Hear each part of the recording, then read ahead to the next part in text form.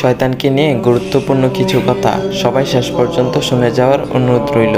ইবলিস শয়তান 6 লক্ষ বছর আল্লাহ তাআলার ইবাদত করেছিল, আর তাকে যখন শয়তান বলে আরশ থেকে নিক্ষেপ করা হয়েছিল তখন সে বলেছিল, আমি যত বছর আপনার ইবাদত করেছি এর পরিবর্তে আমি যা চাই তাই দিতে হবে। আল্লাহ বললেন, কি চাও?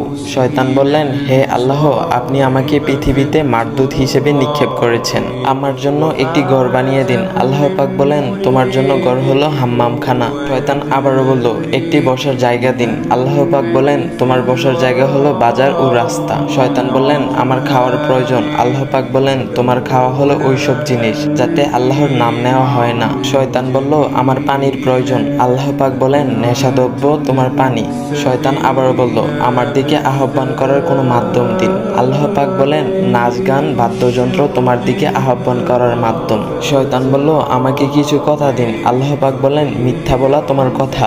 শয়তান বলল, মানুষকে বন্দী করার জন্য একটি জাল ফাঁদ দিন। আল্লাহ পাক বলেন, তোমার জাল হলো বেপরদা নারী। এইগুলো দ্বারা বোঝা যায় যে আমরা প্রতিনিয়ত শয়তানের ফাঁদে পড়ি। আসুন শয়তানের ফাঁদে পা না দিয়ে সবসময় পাক পবিত্র থাকার চেষ্টা করি এবং 5 ওয়াক্ত নামাজ পড়ার চেষ্টা করি। আল্লাহ তাআলা আমাদের সবাইকে হেদায়েত দান করুক, সবাই বলি আমিন। তো গাইস, ভিডিওটি সবার কাছে শেয়ার করবেন অথবা মেনশন করার অনুরোধ রইল, যাতে তারা এগুলো জানতে পারে এবং শয়তানের ফাঁদ থেকে বাঁচতে পারে। আল্লাহ আমাদের সবাইকে সঠিক বুঝ দান করুক, শয়তানের ফাঁদ থেকে বাঁচার তৌফিক দান করুক। তো গাইস, এমন ইসলামিক ভিডিও পাওয়ার জন্য বাইরের আইডিটা ফলো করে দিবেন। বাইরের আইডি নাম হচ্ছে ইসমি নাইম। তো গাইস, নতুন কোনো ইসলামিক ভিডিও আসা পর্যন্ত সবাই ভালো থাকবেন।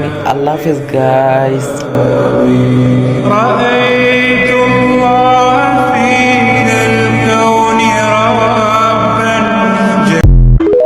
8 বছরের একটি বাচ্চা ছেলে 1 টাকার একটা কয়েন হাতে নিয়ে দোকানে গিয়ে বলল, আপনার দোকানে কি আল্লাহকে পাওয়া যাবে?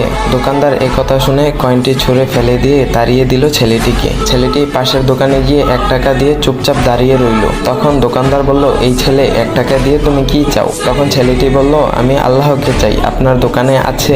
দ্বিতীয় দোকানদারও তাড়িয়ে দিল ছেলেটিকে, কিন্তু অবুঝ ছেলেটি হাল ছাড়লো না। একটার পর একটা দোকান ঘুরতে লাগলো। ঘুরতে ঘুরতে প্রায় 40টা দোকান ঘোরার পর এক বয়স্ক দোকানদার জিজ্ঞাসা করলো, তুমি আল্লাহকে কিনতে চাও কেন? কি করবে আল্লাহকে দিয়ে? এই